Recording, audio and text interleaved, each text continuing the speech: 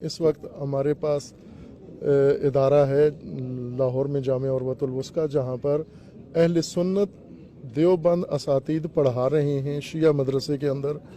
اور جہاں پر تقریباً کوئی 70% سٹاف ہمارا اہل سنت۔ لاہور کے مدرسے کے ایک پرنسپل ہیں کہ جن کا نام بظاہر تو جواد نقوی ہے، لیکن جو ان کا پیدائشی نام ہے فرزند علی، اور نظریاتی اعتبار سے بظاہر وہ شیعہ نظر آتے ہیں، لیکن دشمنان اہل بیت علیہم السلام کے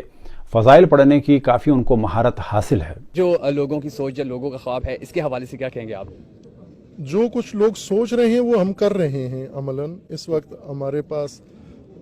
ادارہ ہے لاہور میں جامعہ عروۃ الوثقی، جہاں پر اہل سنت دیوبند اساتید پڑھا رہے ہیں شیعہ مدرسے کے اندر، اور جہاں پر تقریباً کوئی 70% سٹاف ہمارا اہل سنت ہے، اور جہاں پر ہماری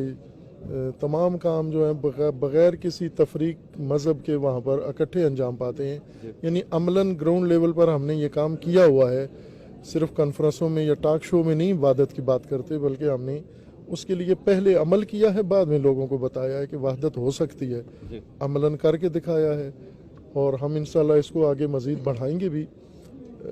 ارادہ ہے ہمارا انشاءاللہ اس سلسلے کو پھیلائیں ہم باقی ملک کے باقی حصوں پر بھی،